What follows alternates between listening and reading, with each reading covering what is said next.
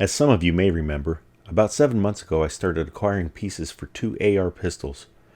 I picked up an 8.5 inch 300 blackout upper from Palmetto State Armory.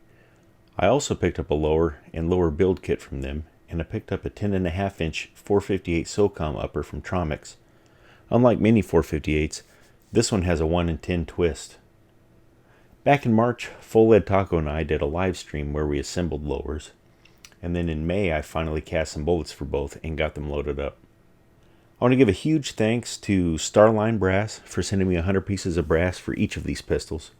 I'm a big fan of their brass, and it is certainly much appreciated. I cast up some 230 grain bullets for the 300 blackout, and then I cast some 500 grain bullets for the 458, both from NOE molds. I'll be doing some more work with these molds and others in the future, but this initial loading was just to do a function test and verify that everything works as it should. I picked some moderate loads for both of these, and I'll be coming back to these bullets later to do actual load workups. So, here's a few minutes of the first firings of both of these uppers.